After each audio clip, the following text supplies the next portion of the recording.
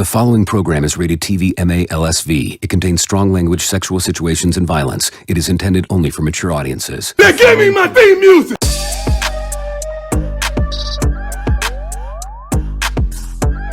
Soundstripe.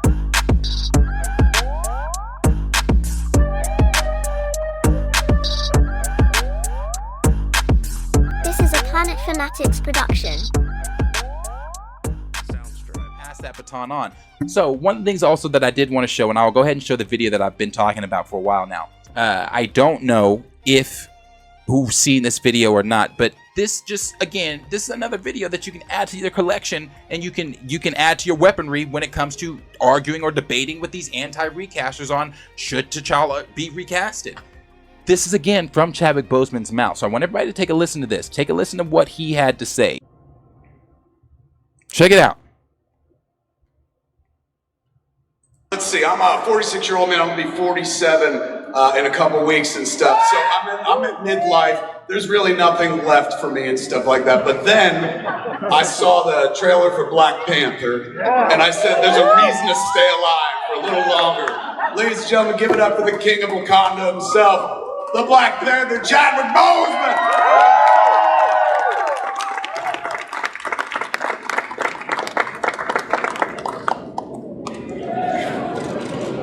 Wow. I'm gonna be sweating up here like a Baptist minister. Forgive me. There are a host of proverbs, sayings that are used when you describe men who are mavericks, visionaries. One man said, "As a man thinketh, so is he."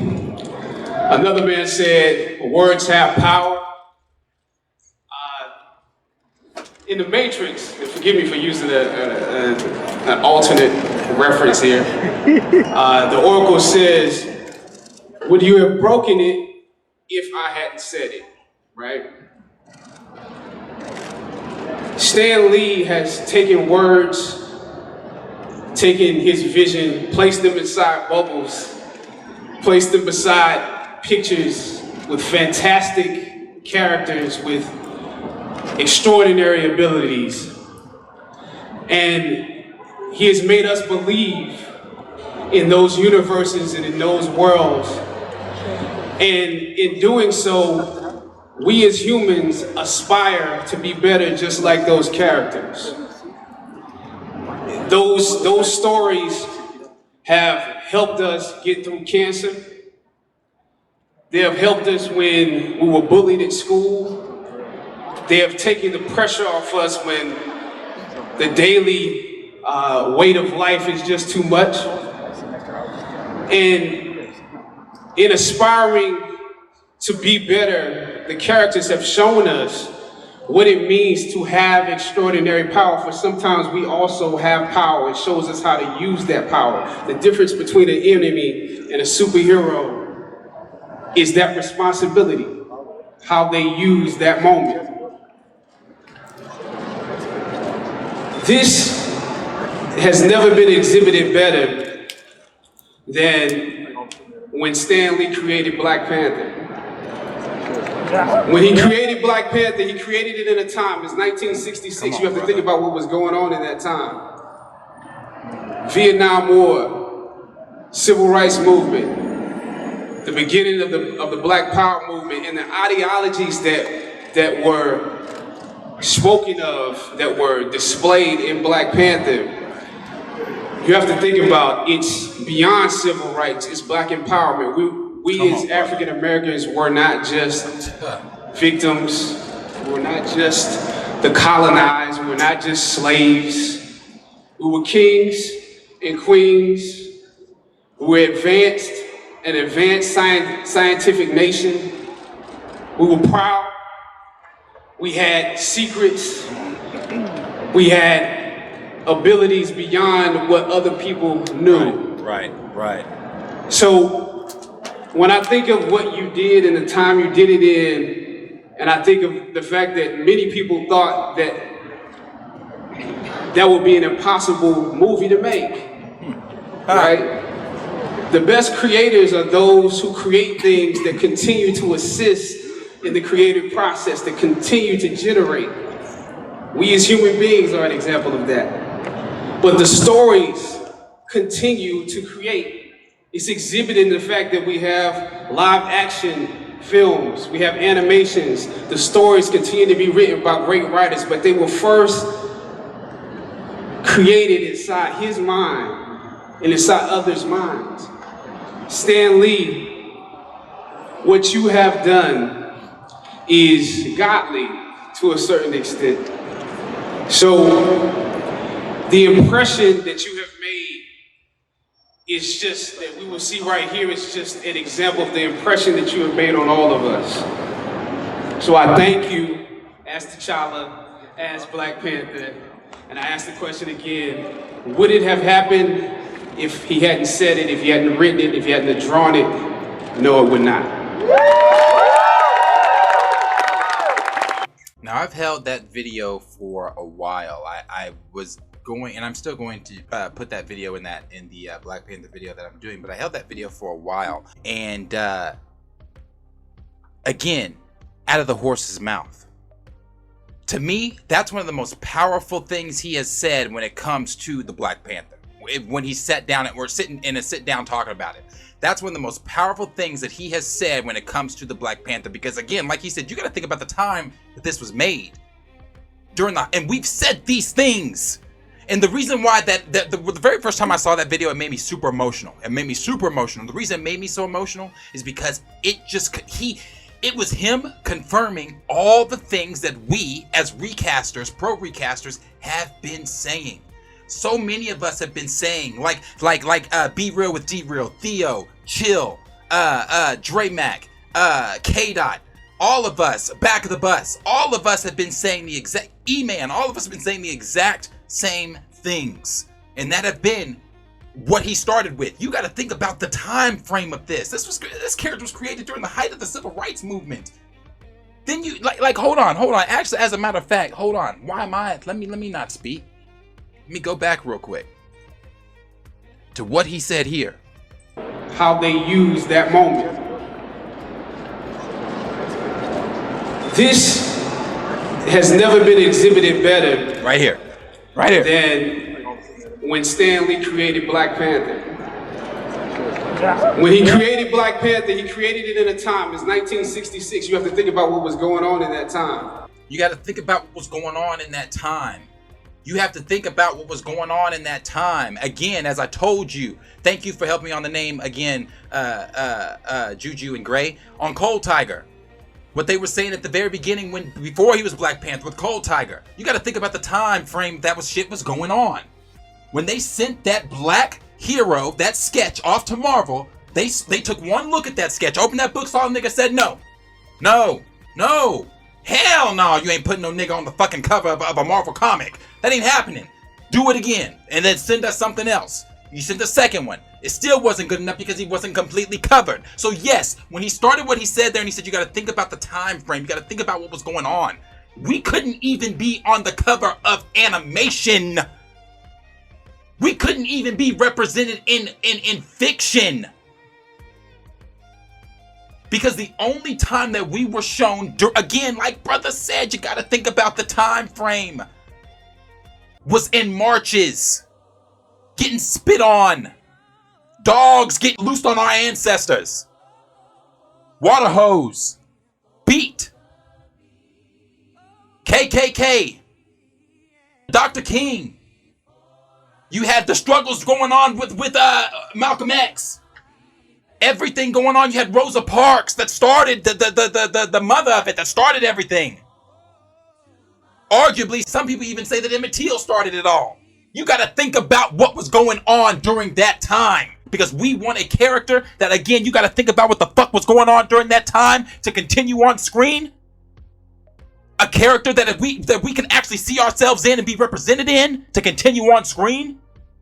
You got to think about what the fuck was going on during that time. I know a lot of y'all like to say, forget it, let it go, it was a long time ago. But my grandmother, who is alive and well today, and just can tell me what it was like.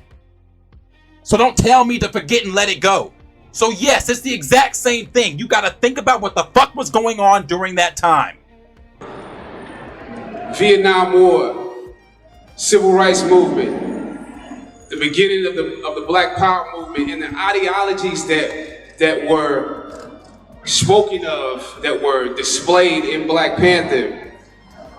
You have to think about it's beyond civil rights, it's Black empowerment. Boom, right there. You gotta think about that part. It's beyond civil rights. It's Black empowerment. And how many of us, all the names, all the pro recasters, you know, all the soldiers out there doing the work on Twitter that are relentless, like Buckmeister and everybody else, Groovy, all of y'all, we all see y'all. How many times have we all said those exact same things? It is beyond. I've said this. I've made this argument. There are layers to the recast movement. There are layers. Yes, on one layer, it's we want to see the character continue, but that's just one layer. There are several layers to this. And one of those layers is civil rights. Another one of those layers is Black empowerment. And with Black empowerment, that comes us being represented on screen, seeing ourselves on screen. I don't know how that is hard to comprehend, and I don't know how here we are 2-3 years later and we're still having these conversations. Again, as I've said before in my rants about this shit, it's because you have surpassed being ignorant and now you're being willfully ignorant. It's simply that you don't want to understand. It's you do understand, but you are not going to bend the knee to understanding another community or group's plight, to empathize, to show empathy with someone, because you get your heroes. They're talking about reboots right now. For superheroes, or superhero movies. You get your heroes. You get to see your blonde hair, your blue-eyed superheroes. You get to see Spider-Man, and yes, we've got Miles Morales, but we haven't seen a live-action Miles Morales. We haven't seen although the animations are great, they are great. I love those films. We haven't seen a live-action Miles Morales, but we've seen several Spider-Mans. We've seen several Supermans. We've seen several Batmans, and yes, I've heard the arguments. Well, those were reboots, but regardless, you've seen several of them. Whether or not they're reboots or not, you've seen several of them. You've seen several Jokers. You've seen several of your heroes get to be recasted. And as Cat Williams put it, and I think again it went over a lot of y'all's heads. If you go back and you look at some of the comments on that video that I did a couple months back, it went over a lot of y'all's heads in the comments section when he said Christopher Reeves fell off a horse and Superman didn't break his legs. What the fuck was T'Challa? Don't you tell me T'Challa died no more. T'Challa did motherfucker die, bitch, after that. White people don't lose, they motherfucking superheroes. You hear what I'm telling you? White people don't lose, they motherfucking superheroes. Christopher Reeves was Superman. Right. He fell off a horse and broke his motherfucking neck.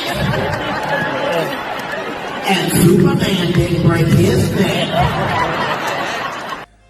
His neck. So it's like, you know, you get your heroes get to continue. You're getting Superman legacy with a brand new Superman. No, you don't get Henry Cavill, but you're still getting Kal-El. Kal-El is still continuing on.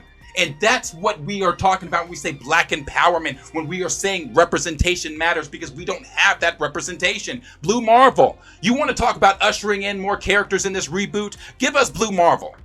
Give us a Blue Marvel. That is another prominent, strong Black character within Marvel. Give us Blue Marvel. There's a lot of people that outside of the MCU, outside of hardcore viewers of Marvel, or readers of the comics and viewers of the MCU, if you're just a normie like that, they don't know who the fuck Blue Marvel is. Just like they didn't know who the fuck in 2018, who the Black Panther was.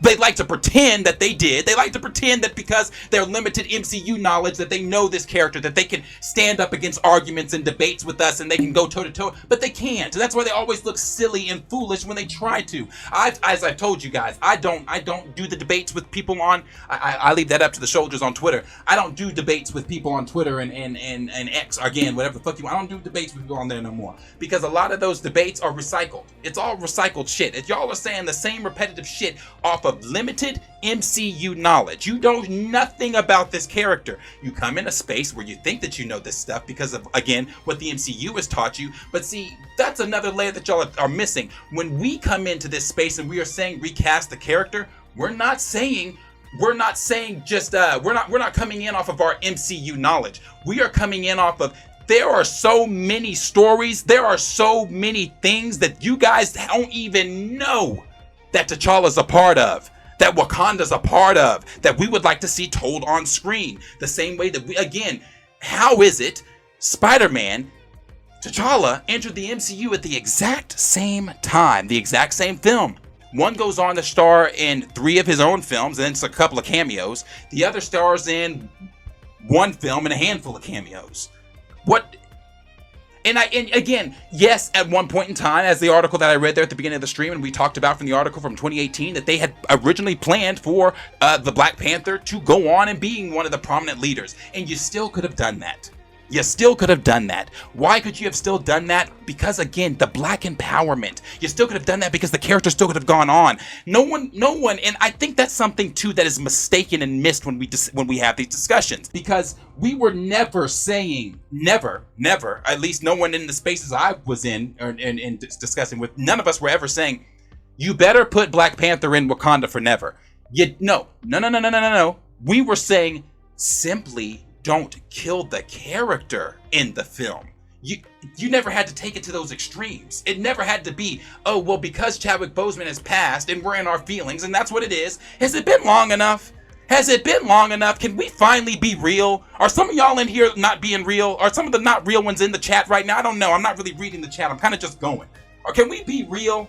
Can some of y'all, can we finally talk about that shit was a feelings movie? That shit was a morbid film? That the first 20 minutes of that film is completely unnecessary, completely morbid, and completely taken out, completely taken from something that is real and forced into a fictional film that we had to pay for viewers' entertainment?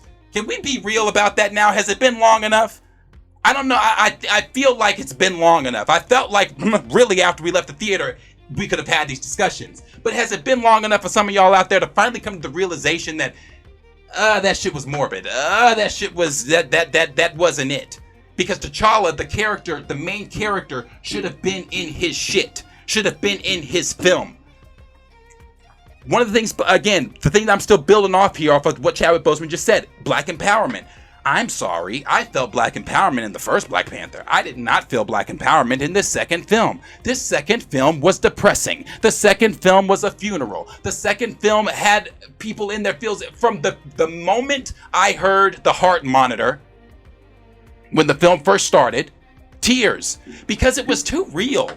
It was too real. And it wasn't the fact that like, oh, it was too real, like, oh, you're pretending to have these feelings for Chadwick Boseman. Let me explain something to you. I don't know Chadwick Boseman. None of us in this space, and these recasters, YouTubers, none of us knew Chadwick Boseman. We knew him through his work, but we didn't know Chadwick Boseman. So yes, I mourned Chadwick Boseman in 2020. I shed tears. It was sad. I cried because again, I loved him as for more than just his role as the Black Panther in the MCU. It was sad, but also when you do something like that that's so close to home. When you start to take real life issues and forcing them into fictional stories where they've never played a role, where we've never seen those realistic themes played out in a Marvel film. I implore you to show me one other than Wakanda Forever. But we've never seen those realistic themes played out in a Marvel film like that. So it wasn't just the effects of feeling and mourning Chadwick Boseman. It was also the effects of feeling and mourning because it was so close to home. For me personally, I can't speak for everyone else, but I will say for those of you that were here during that time of building up to Wakanda Forever and whatever, when Kellen was still on the show, Kellen talked about that. He lost his sister. And I remember he was next to me in the theater, and Q was on the other side of me, I believe. And I remember when the opening scene came, it affected him, just like it affected me too. But it affected him. He was crying because it reminded him of his sister and his sister who he lost. It reminded me. I wasn't in the hospital when I lost both of two of my basketball boys, but it was close to home even for that because that had just happened. I had just lost one of my boys last summer, and I lost one prior to the summer before that. So it was it was close to home for a lot of us. Not just for us in this room, but for those that were watching as well too. There were many people that were telling stories, and not only that, you also had so many of these kids, and I've shown those pictures, I've shown those videos, and I'm going to show the video. I'm going to show another one of those videos here in a minute. The pictures and videos of the kids holding funerals for their Black Panther action figures, crying, dressed up, wanting the little boy of the video that was circling around TikTok, where he watched the funeral and was screaming, hollering because they were killing Black Panther. These are people's heroes, fictional heroes that you are killing and putting and saying, because you have the power to, saying, well, we're done. We're not going to show them. And I've seen the arguments of people saying, well, if you don't like it, make your own things. There are people doing that. I'm personally not one of those people that's going to do that, but there are people that are taking the initiatives and taking things into their own hands and creating their own source of media for some of these characters. But again, when it comes to that Black empowerment, it's always important for us to see ourselves in some of these characters. It's always important for us to see ourselves on screen. So when he's talking about the Black empowerment, let me just go back just a little bit what he said there. You have to think about, it's beyond civil rights, it's Black empowerment. We as African Americans were not just victims, we're not just the colonized. There we go. Okay, we as African Americans are not just the victims, as we are always portrayed in the media to be. We are always portrayed to be victims. We are always what do you say? We're not just the victims. We're not just the colonized, as Viola Davis has so eloquently put it before. Hollywood only sees us as marketable if it's a biopic, or if it's a period piece, or anything like that. If it, 12 Years a Slave type of a film, or again, your biopics like a James Brown type of, a Ray Charles type of film, that's when the black dollar is marketable to Hollywood. That's what they believe. They believe that the black dollar is only marketable and the black folks are only marketable if they're sold that way, or if it's a Boys in the Hood type of film, if it's a struggle type of film, if it shows them in the places that we've designed. And that's a whole nother conversation. In the red line district, places that we've designed for them to be placed in.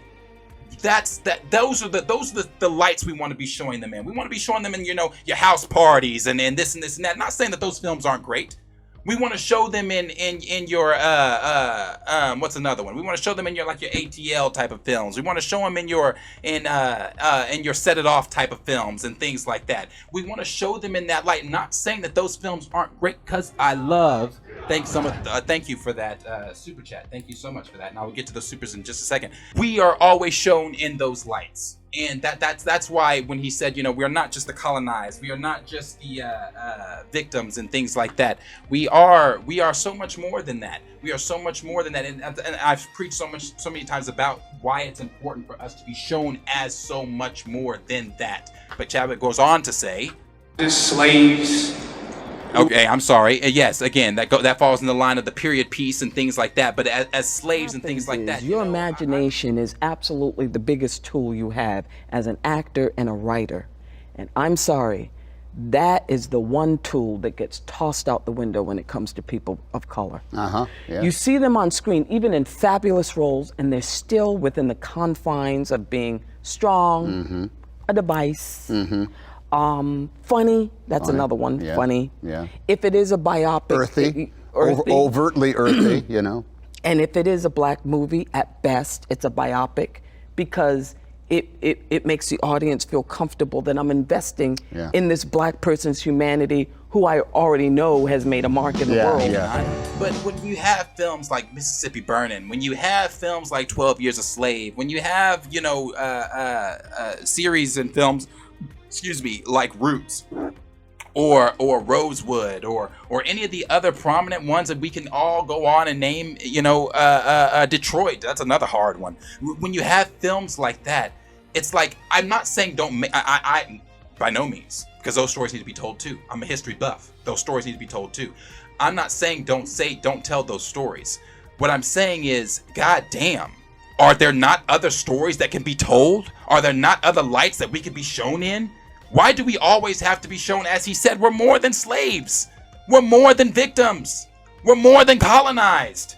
Before, they like to tell us when they discovered us or found us or whatever the fuck it was, that we were ignorant, that we were living in huts, we were this, we were that. No. I know that in a lot of these whitewashed Pharaoh and Egypt films, you know, it has people believing, really, truly, this is a real debate. I'm not getting into it here, but this is a real thing out there, that the folks in Egypt weren't black. No. The pyramids, those one of the 8 wonders of the world, they can't figure out how the fuck they built them. Our people did that before you came over and tried to enslave us. We were kings, queens, pharaohs, princes, princesses, inventors. So we were more than slaves in the things that you portray for us to be in Hollywood. And again, this is what Chadwick is talking about. These are the things that we've talked about when debating why T'Challa's important. We're kings and queens. We're an advanced scientific nation. We were proud. Yep. We had secrets. We had abilities beyond what other people knew. Exactly. Abilities beyond what other people knew. Some of us, some of our people, some of our ancestors never got to reach those abilities because we were colonized. Because of those things. Again, this is why I'm saying, bro. This is why I'm saying it's important to know history, yes. But it's also important for us to see ourselves outside of what history was for our people. For the negative history of what it was for our people. Said, and again, this is another example of another video, another piece of media that you can add to the collection of many times that this man has sat down and said why it's important, why this character should continue.